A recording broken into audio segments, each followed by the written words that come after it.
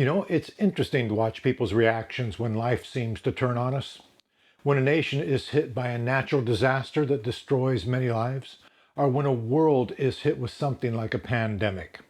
Suddenly, people who never gave God a second thought are thinking about him. And not in a I need him during this sort of way. No, they are calling him to account. And they want answers. The thinking goes something like this. Why would a loving God allow this natural disaster or this pandemic that causes so much destruction? I mean, now here it comes. If I was God, I wouldn't. Ever think that?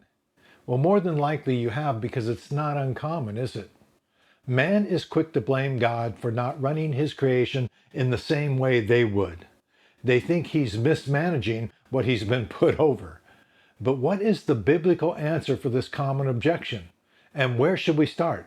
Well, I think Glinda, the good witch in The Wizard of Oz, nailed it when she said, it's always best to start in the beginning. Well, right on, Glinda. So to the beginning we go. All the way back to when God first created man. And there we discover God didn't create a world that would be vulnerable to disease, famine, or natural disasters of any kind. After finishing his handiwork, he looked around and exclaimed with great delight that it was very good. That's Genesis 1:31. It was a creation that was perfect. There was no suffering and there was no death. But God also warned Adam that could change in a minute with one bad choice. Genesis 2:16 through 17 says, And the Lord God commanded the man, saying, You may surely eat of every tree of the garden, but of the tree of the knowledge of good and evil you shall not eat, for in the day that you eat of it, you shall surely die. So choose rebellion, and you open the door for death, and all those things that cause death to come rushing in.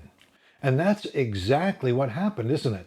Adam and Eve were seduced by the devil, and they believed the lie that disobeying God and going their own way would actually enhance their life rather than reduce it. They thought they could enjoy the blessings of the garden without being accountable to the one who created the garden. So in the worst decision ever made, they partook of the fruit, and everything changed. The paradise they had enjoyed would now be disrupted by such things as human violence, natural disasters, and the savage effects of debilitating disease. The security they experienced under God's loving care was gone. It was replaced by a fear-filled vulnerability. But here's the point. This isn't what God wanted, is it? This is creation ruined by rebellion, paradise plundered by man's mutiny, and the result was that which was very good had become something we would admit is very bad at times. See, the truth is we are reaping what we have sown. So when man is struggling with another catastrophic event, it's always good to go back to the beginning where we discover God is not to be blamed for any of this. We are. His design was for man to live in a perfect paradise forever. But man chose and still chooses to reject that plan. But here's the thing. They still manage to blame him when things go wrong. And isn't that just a bit hypocritical? They don't want to be accountable to God, but think he should be accountable to them. We don't want you to impose your expectations upon us, but we have no hesitation in imposing our expectations upon you. Wow. But listen, it doesn't work that way. It never has.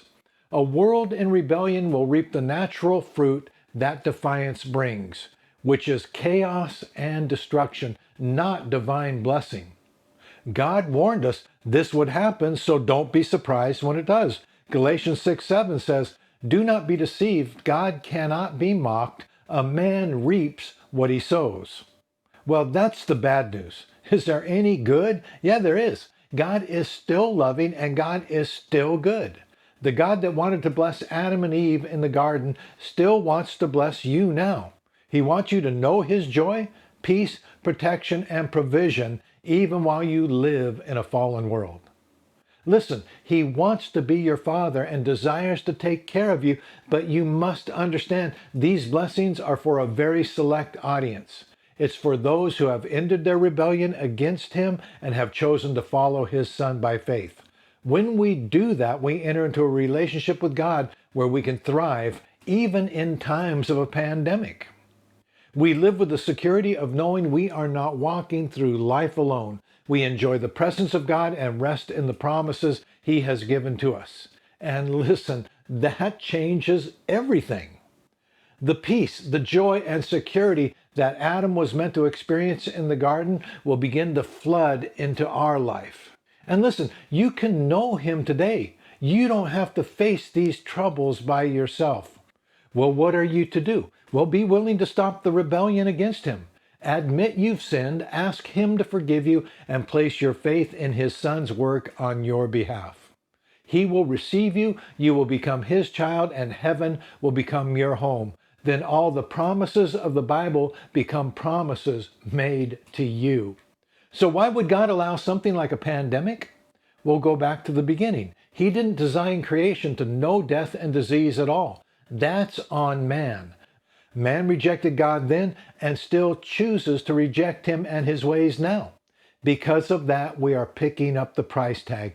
We've opened the door for chaos to enter into paradise.